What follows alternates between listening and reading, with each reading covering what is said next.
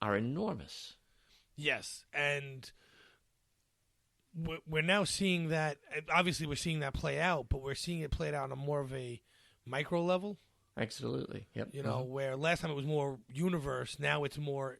We're getting more individual issues that are coming out of this, revolving around Picard, obviously. But you know, we have where the one Romulan, I can't remember his name. He was a senator. He said, you know, we believed you, but all you did was scatter us so that we can never gain our power back. And I could see where he would see that from his perspective, even though that wasn't what Picard was attempting to do. Right. So even though, you're right, again, it wasn't intended, and that's what happened, and then, you know, a great and proud race have been pretty much marginalized. And that's a tough thing for, you know, which was once an empire, you know. And, you know, they if you think about an empire and you think about greatness like the fall of Rome and all that stuff, you know, that existed for forever and then it goes away, you can only imagine what that does to the psyche of the folks when things like that collapse. I mean, its scale is unimaginable. Right, which is also interesting because I see a duality there in the fact that when Picard threatened to resign and they allowed him to, his psyche was broken in the same way that these Romulan psyche has been broken over their empire being gone. Basically, their entire worldview changed in a moment. For both, for the group of people, their worldview of where they sat, you know, galaxy view, I guess. And Picard, like you said, he went into exile because, in my opinion, his worldview was completely broken. What he thought was the truth about himself and Starfleet was no longer the case, and he didn't know how to handle it. Mm-hmm. Yeah, and it's a rude awakening, and the way he handled it, just, you know, it would be the last thing we would think of Picard, wouldn't we? Exactly, and it's what I like. Mm-hmm. I like it too. Yep. You know, we were talking about this off air, but after seeing an infallible Picard, I mean, he made some mistakes through 7 seasons, but he had 7 seasons. But for the most part, he had no flaws. And then we get, you know, Mr. Perfect Pike last season, which I enjoyed Pike, but he was perfect, and he was always perfect. Now we have the exact opposite. We have a very old man who, over the last 14 years, made the biggest mistakes of his life and is now trying to, you know, it's like the hero story. He's trying to come back from that and be who he was back in TNG, but we're going to see the road that gets him there. Yeah. You know, it's funny. You're a student of history. Yes. So if you think about it, the best example I can think of in most recent times where that has happened was with General MacArthur, right? He was leading a campaign, a cause he felt he could win. His passions for what needed to be done were clearly explained. He went against what the president thought, or, you know, argued against the policies or whatever, gets fired, and everybody assumes he's going to run for president, and he faded away. Yeah. Now, he did the same thing Picard did, right? He wrote his memoirs, you know, he would do his lectures and speeches, which they all said Picard did. You know, same thing. And if you think about it, it's very analogous to that, without the tremendous cause in the background. But at the time, it was the Korean War, and it was a big deal. Right. And most people now, I guess, wouldn't think of the background cause because we're so far removed from the war itself. But it's basically exactly the same, except he didn't go on news screaming and yelling about Starfleet and then asking the first ship, but which was a huge mistake. However, I made the argument last episode that, you know, we're getting around to the fact that we're going to keep hearing about this interview. This interview is going to play a big role throughout the whole season because he's on this other ship. However, I think he still did the right thing. If you truly believe what you're saying is right, you should say it no matter the cause, no matter the consequences. Right. And he truly believes that Starfleet was not Starfleet.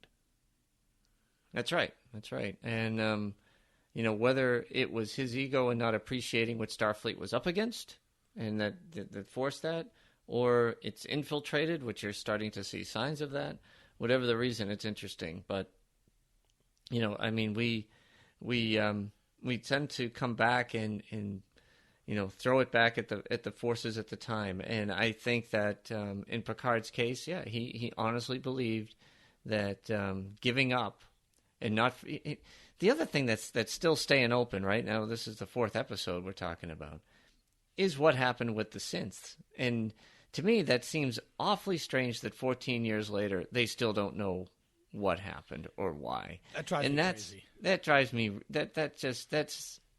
That's one thing that's a little bit far fetched. That it's gone that long. If you would tell me 4 or 5 years, maybe, but somewhere somehow there had to be a clue as to what triggered that whole thing, and obviously. I don't care if it's Starfleet. I don't care if it's the U.S. government. I don't care if it's the Russian government. Secrets don't stay secret that long. They just don't. No, no, they don't. No, I agree with you that those secrets would not last 14 years. However, I'm assuming they're going to give us some explanation at some point that ties back to this somehow burying the lead on that and finding a way to keep it secret. Unfortunately, I think that's the whole series. Yeah. Right. So, unfortunately, I believe Amy is correct with this whole they were hacked garbage. My problem with that is I just find that a cop-out. Yeah. They set you up with the fact that the Romulan society hates cybernetics and the Tal Shiar was somehow involved, right? And that Raffi even said that, trying to put a clue to it.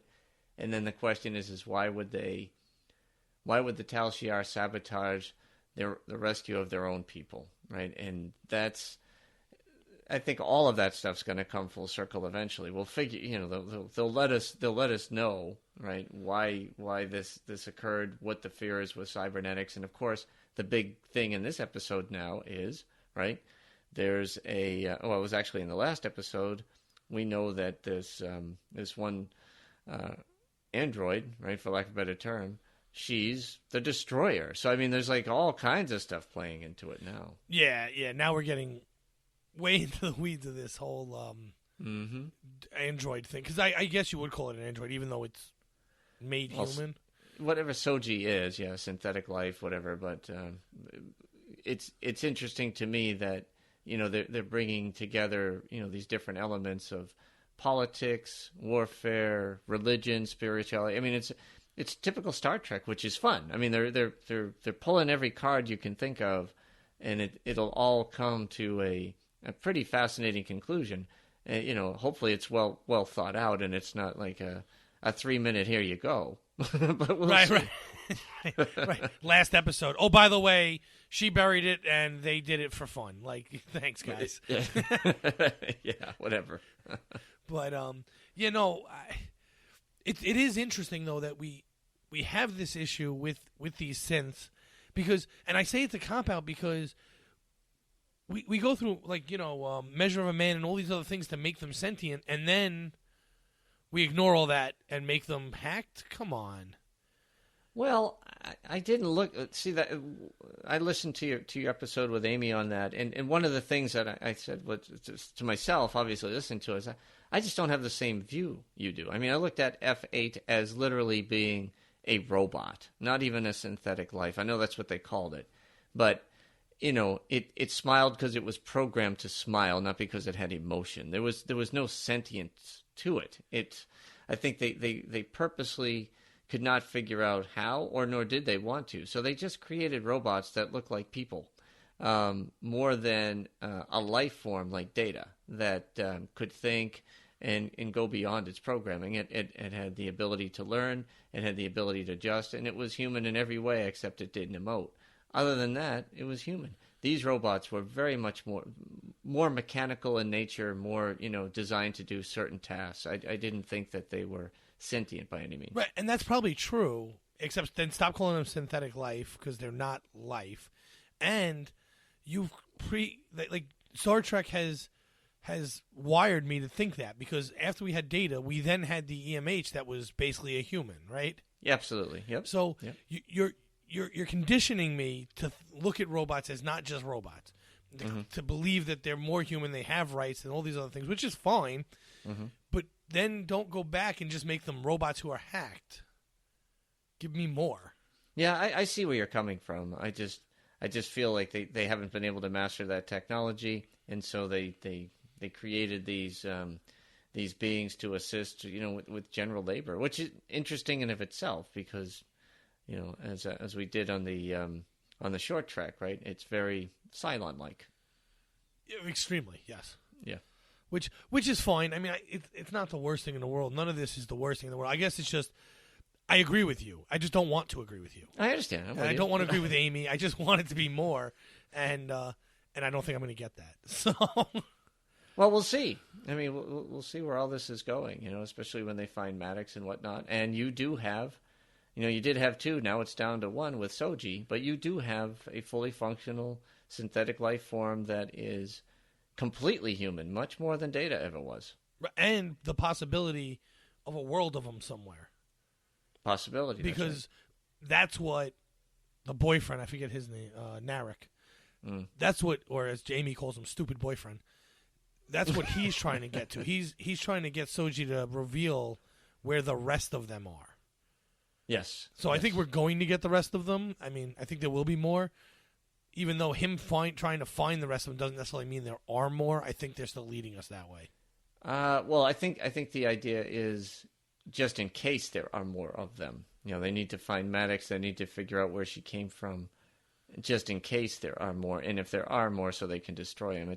It's not clear that there are, but we'll see. Right. Well, I agree with you. Like when Amy and I talked about it, she said, well, obviously there's more of them. That's why they said to her, where are the rest? Not the one. And I said, well, if I was chasing someone down, I'd say the same thing, even if I didn't know they even had another. Sure. If there was spies in America and I was, tasked with chasing down spies in America, if I found one, I'd ask them for the rest. Whether there are rest or not is irrelevant. But I do think the writers are heading in that direction. There'll be, not a planet, I'm exaggerating, but there'll be 5 sets of twins or 4 sets of twins or something like that, and maybe at different levels. Where these are the 2 most advanced, and maybe there were others leading into that or something. Mm-hmm. But we'll see as the season goes on. Yes, we will. So, but about the Picard being flawed thing too, one of the things I liked is in his being flawed, he's still very headstrong. And when towards the end of the episode, before he gets the whole speech about you left us and whatever, he just takes the Romulan sign and throws it on the floor and walks over it. Because he still believes in his ideals of Starfleet, regardless of where he's standing. Yeah, I thought that was an impressive scene. Like you said, headstrong, because he's in no condition to take these guys on at all. Not even close. And when folks do things like that too, I mean, obviously he wanted to have. You don't do that if you're not expecting a confrontation, and by doing that and pulling these guys into it, I think he was hoping to restart a dialogue. And it didn't go the way he wanted, but I think that was really the ultimate one, was just to kind of talk it through, understand what happened, and that you shouldn't throw away all the gains just because things didn't work out a certain way. Do you blame a whole society for the actions of a few type of thing? Yeah, I agree. And instead we got a monologue and a chopped off head.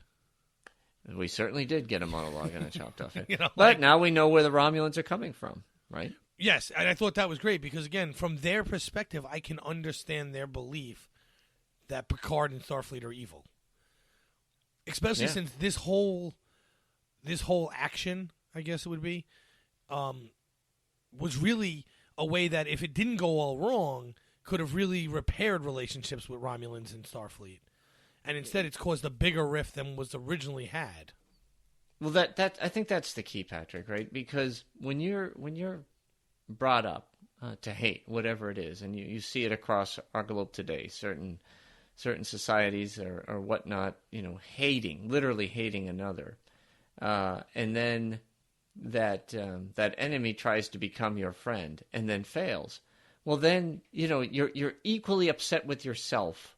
Because it's like they hated the Federation for a reason. Hated it.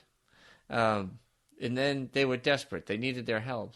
And then, I'm sure there's a lot of them saying to themselves, right, in this world that they live in, going, why should we have expected anything different? Why were we so stupid to fall for this? There's a piece of that in there as well. Right. And there's also, exactly, like, they, in their own heads, they understand, well, we had no choice, but we allowed them to spread us thinner, we allowed them to make us weaker when we should have just held on to our own. Like you said, it doesn't really make sense why they weren't able to help themselves more.